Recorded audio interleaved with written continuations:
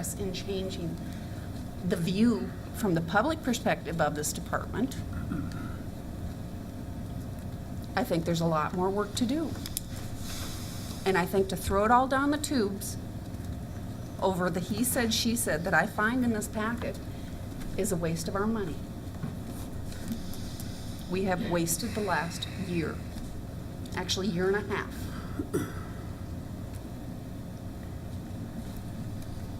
That's all I've got to say. Thank you. I have a question. Yes, Mr. Coop?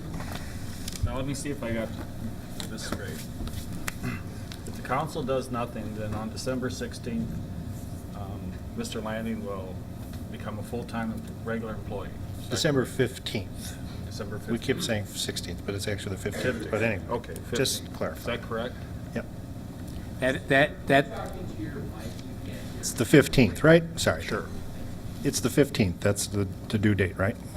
yes. Okay. And I good think enough. that the provision that Mr. Murphy was citing before, Well, if he has completed his probationary period and has not received a written notice that his services are terminated, then he's considered to have successfully completed the probationary period and attained the status of a non-probationary employee. That's what happens. Yeah. Okay, so if we do nothing, on December 15th, he'll become a full-time regular employee. That's correct. We want to go, the motion is to make a contract. Let's say he drags his feet on the contract, signing the contract until December 15th. At that point, he would become a regular employee.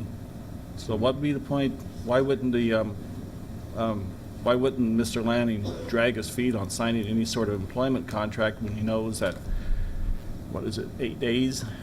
In 8 days, he's already a regular employee. Would that be the situation if we're going this contract route? Well, that would be the risk of, for the city, of not reaching a contract and not taking action before the 15th. That's correct.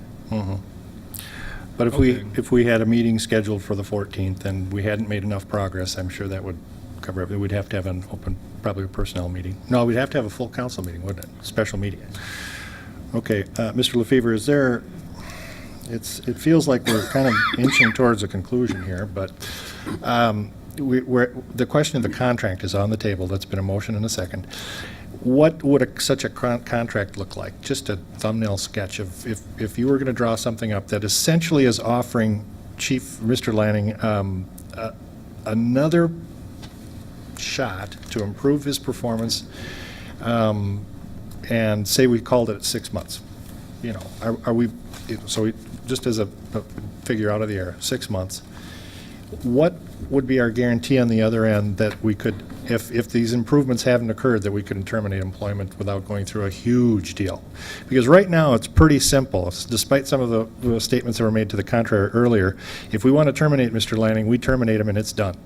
There's not going to be any, it's not going to be anything like some of the things that we've experienced before because of this probationary status. I mean, there may be some questions, and you guys can argue that among your lawyerly selves. But if we drew up a contract that specified a certain amount of time on the job, and then further evaluation and review with the possibility of dismissal if the performance hadn't come up, is that a possibility? I mean, or are we opening ourselves up for a huge mess down the road?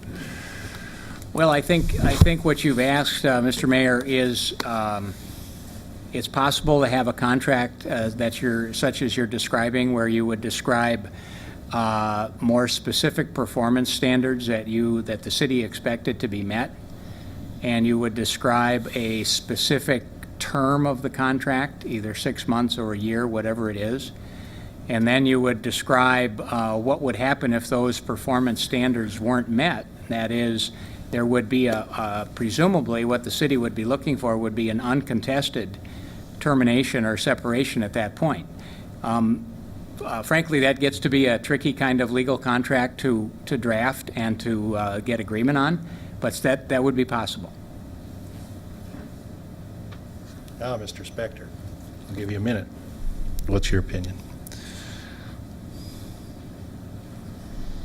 Thank you, Mr. Mayor. My opinion with regard to drafting the contract, What we're talking about here, just in general. I'm encouraged by the conversation. I'm encouraged by the dialogue. Is there working relationship on your end? I'm sorry. Is there a way to, are you willing to work on this from your end? And again, Mr. LaFever now is pretty specific about the final language or the termination language. And I would, you know, just to make everybody,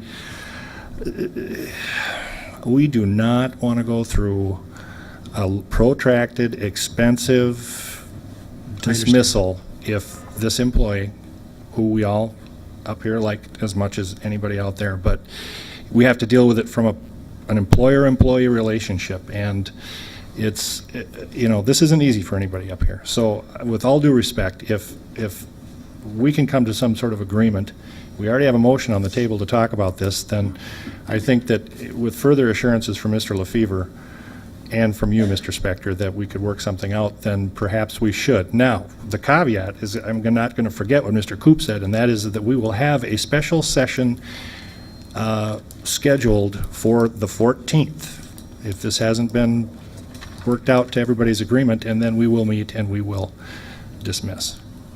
So that's kind of where I'm at. This is, again, commentary. Now we're having questions and answers, but Mr. Mayor. this is where Mr. Spector, thank you. This is where I'm going to throw it back out to the council. I've made some comments that probably need some response. What do you think?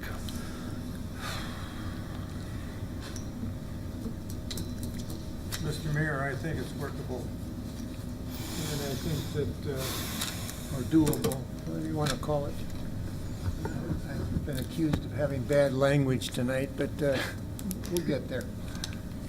And I'd like to see us, as a city, try that. And if it doesn't work, shoot it down on the 14th and send the man on his way.